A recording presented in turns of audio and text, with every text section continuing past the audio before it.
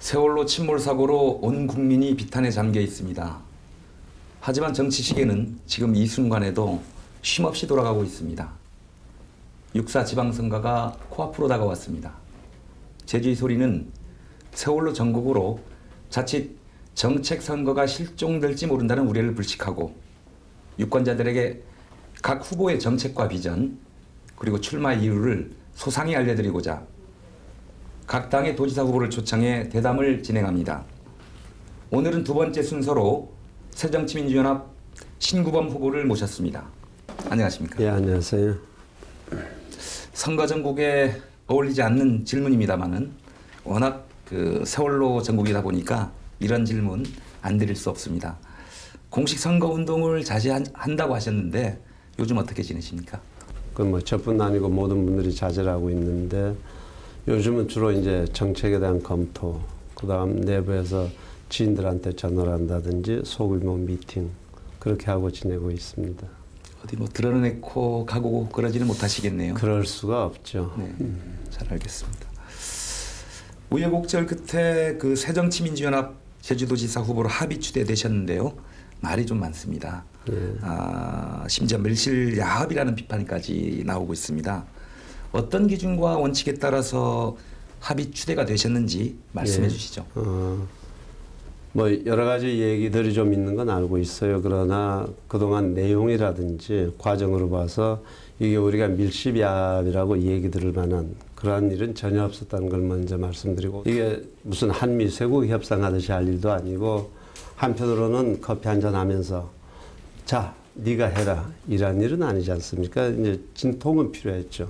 정말 제주도민이 주인이 되는 그러한 시대를 열고 싶어하는 마음, 그 다음에 또 하나는 당인으로서 이 선당 후사의 원칙, 이러한 원칙에서 서로 협상을 했다 말씀을 드리겠습니다. 화제를 좀 돌려보겠습니다. 예. 제주 사회의 현 주소를 좀 진단해 주시고 제주 미래의 청사진을 어떻게 그리고 계신지 길지 않게 소개해 주십시오. 제주 사회는 한마디로 이제 위기죠. 아시는 것처럼 한중 FTA, 하다못해 해군기지 같은 것도 사실은 우리 자력으로 그 갈등을 치유를 못하고 있지 않습니까? 그 다음에 중국 자본 문제, 모든 게 사실은 한마디로 얘기하면 위기고, 그럼에도 불구하고 리더십이나 비전 면에서 위기를 관리할 만한 그러한 자원을 우리가 아직 갖지 못하고 있었다. 이게 제주 현 사회의 가장 큰 문제다 하는 생각입니다. 잘 알겠습니다. 새 정치를 한다고 했습니다만 그동안 잦은 당적 변경이라든가 경선 불복 전략이라든가 도민 갈등에 책임 있는 한 당사자로서 새 정치와는 어울리지 않다, 이런 지적이 있는 게 사실입니다. 이번 합의 추대 또한 도민 그리고 당원 의사는 배제된 걸로 알려졌고요. 이런 비판에 대해서 어떻게 항변을 하시겠습니까? 우리가 낡은 정치 때문에 새 정치라는 얘기가 나왔거든요. 그렇죠. 그러면 낡은 정치 틀 속에서 정말 새 정치를 위해서 싸우고 밟히고 찢기고 패배의 길을 갔던 그러한 그 경험들이 소중한 자산이 될 때 정말 새 정치는 가능하다. 저는 그런 생각을 하죠. 예. 덧붙여서 경선 불복 전략에 대해서는 어떻게 말씀하시겠습니까? 저 후회하죠. 내가 98년도에 그런 일이 있고 나서 평생을 한을 가지고 사는 사람이다. 그러니까 여러분들은 그런 잘못을 범해서 한을 안 가졌으면 좋겠다. 그런 적이 있죠. 예. 공식적으로 경선에 불복한 거는 사과도 하신 걸로 좀 알고 있습니다. 예, 사과도 했죠. 예, 알겠습니다. 세대 교체의 필요성을 인정하시면서도 아직은 여건이 안 됐다는 논리를 펴고 계십니다. 예. 혹시 나 아니면 안 된다는 건가요? 도민들이 지금 세대 교체를 원하고 계시죠. 그거 세대 교체는 저도 받아들이는 자연스러운 현상이라고 생각합니다. 문제는 어떤 세대 교체냐죠. 누구든지 세대 교체하면 되느냐 하는 거예요. 그래서 제가 말씀드렸듯이 제주 사회가 세대 교체를 진실로 이루기 위해서는 세대 교체의 조건들을 우리가 갖추고 있는지 이걸 먼저 검토해야 된다. 예를 들어서 우리 도민들이 어떤 도지사를 원할까요? 정말 제주도를 알고 제주도에서 역할을 했었고 아마 그런 사람들이 우선이 아닌가 싶어요. 그래서 그런 분들이 계시면 세대교체 저도 받아들이죠. 그렇지 않고 또 하나는 지금 세월호 사건에서 봤듯이 한 정부의 무능이, 한 정권의 무능이 얼마나 국민들의 생명을 못 지켜주는지. 근데 그걸 뒤집어 보면요, 선장의 역할이 얼마나 중요한 건가 하는 거잖아요. 그 세월호 전국이 워낙 장기화되다 보니까 정책 검증이 소홀해지는 것 아니냐, 이런 우려가 많습니다. 이 기회에 내가 당선되면 이것만은 꼭 실현하겠다. 핵심 공약 몇 가지만 좀 소개해 주십시오. 예. 길지 않게. 그런데 제가 지금 제주 사회를 보고 있는 것은 두 가지입니다. 제주의 자존을 어떻게 복원할 거냐 하는 게 문제고, 두 번째는 제주도가 가지고 있는 잠재력과 기회가 있습니다. 이걸 최대한 발현을 해서 제주도가 성장하고 발전하고 삶의 질을 좋게 하는 거, 이 두 가지가 지금 제주 사회가 해야 될 일이라고 생각을 하는데, 아무래도 지금 제주 사회 현안은 그 드림타워, 예. 중국 자본 유치, 아까 말씀을 하셨지만 난개발 이런 문제가 아닌가 싶습니다. 어떻게 좀 풀어야 한다고 보십니까? 중국 자본은 문제가 많습니다. 중국 자본의 특성이 제주도의 그 부가가치를 창출하고 고용을 창출하는데 기여하는 게 아니라 시세 차익을 노리고 마지막 콘도 같은 거죠. 만들어서 분양하고 가버리는 거 아닙니까? 이른바 먹튀. 먹튀 비슷한 거죠. 그러니까 이제 투기 자본이죠. 그러니까 이러한 관점에서 문제가 있는데, 또 하나 문제는 이러한 투기 자본들이 결국은 중산간을 포함해서 제주도의 그 난개발이 대표처럼 돼 있거든요. 그러니까 이 문제는 지금 시점에서 반드시 검증을 해야 된다. 중국 자본이라든지 드림타워 같은 문제하고 관련해서는 우선 그 2002년도에 만들어진 제주도 그 투자진흥지구, 네. 이 제도를 폐지해야 된다고 생각합니다. 결국 중국 자본 일변도 그 전부 시세 차익을 노리는 투자면 굳이 이런 제도를 할 필요가 없다는 거예요. 그 다음에 카지노는 저는 그렇게 생각합니다. 전국에 16개 카지노 가운데 제도가 8개 업체입니다. 이거 족한 겁니다. 카지노는 더 이상 어떤 이유로도 해서는 안 된다는 생각이고, 예를 들어서 지금 드림타워 문제만 하더라도 제가 보기에는 카지노 허가만 안 해주면 저거 안 들어올 겁니다. 예. 그래서 카지노는 더 이상 해서 안 된다. 우리 8개 충분하다 그 얘기죠. 이미 첫 섭을 뜨느냐 마느냐 하는 시점까지 와 있는데 안 되죠. 그동안 누구보다도 정책을 많이 발표하셨습니다. 제주 전역 시내버스 구간화, 개발 안신영재, 고교 무상교육, 아까 뭐 계속 언급을 하셨지만 물, 바람 등을 통한 토종자본 4조 원 조성, 예. 어찌 보면 참 참신하고 어찌 보면 가능할까 싶기도 합니다. 실현 방안에 대해서 좀 간략하게.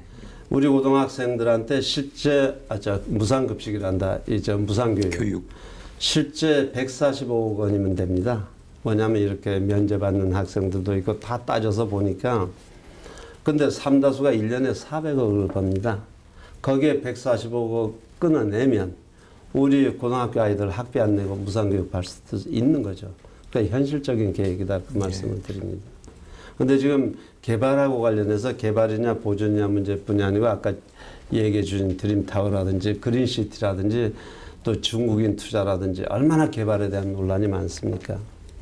그러면 적어도 이 시점에서는 한 2년 동안 숨고르기를 하면서 과거 50년 개발의 역사를 성찰을 하고 우리 제주사회가 어떻게 갔으면 좋겠다 하는 생각을 하는 거고, 또 하나는 무조건 개발을 하지 말자는 얘기가 아니거든요.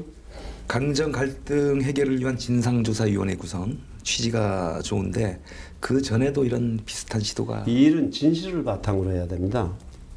그래서 제가 그 진상조사를 위한 위원회 구성을 제의했는데, 제가 제안한 핵은 과거 거하고 다른 거, 과거는 국회나 정부나 이런 데서 해주길 바랐던 거 아니에요? 네. 도지사가 하라는 겁니다. 도지사가 책임을 지고 진상조사를 해서 그 결과에 따라서 정부에 요구할 거 요구하고 해야 될 거 하면 되지 않습니까? 지사가 그 주체가 지사가 주체가 되는 되는데 뜻이죠. 그 구성원에는 그 말씀하신 거 들으니까 해군도 있고 해군, 총리실 예. 다 들어가야죠. 현실적으로 그게 민선지사가 그거를 못 해낸다 그러면 그럼 민선지사 하지 말아야죠. 뭐. 알겠습니다. 예. 관선지사가 아니지 않습니까? 폭로 비방 일절하지 않고 예. 정책 대결을 하겠다고 선언했습니다. 원희룡 후보도 비슷한 약속을 냈고요. 이번 선거 정말 깨끗하겠다 이런 기대를 갖게 합니다. 약속을 어기면 후보를 사퇴하겠다며 배수진까지 치셨습니다.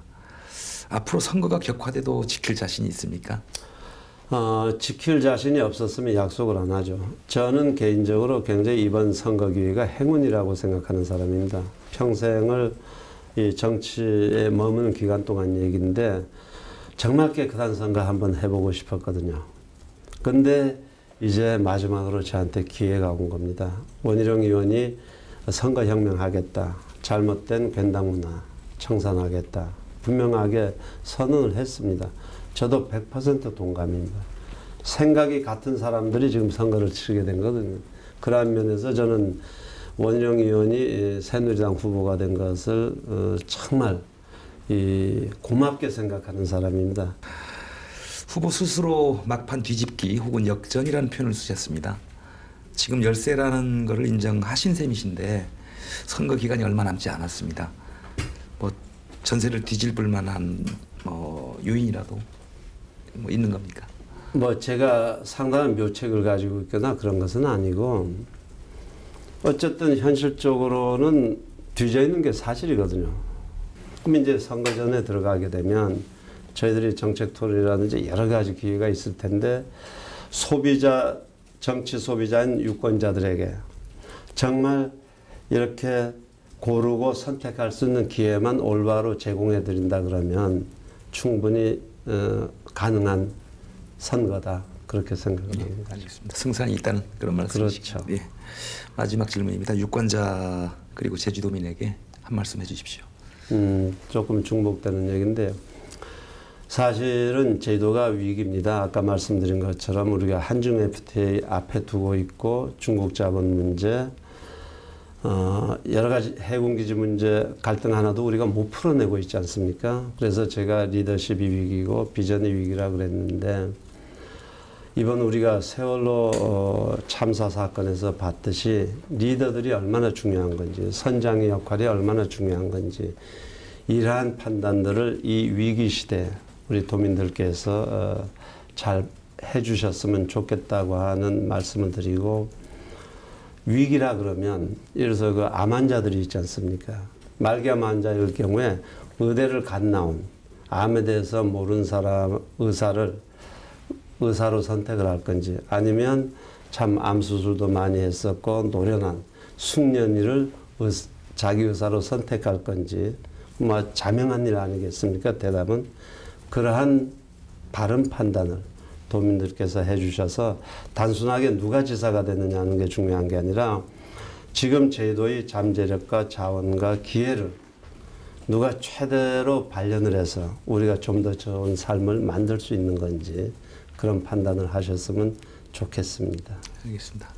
오늘 정책 대담 성실하게 응해 주셔서 고맙습니다. 고맙습니다. 네.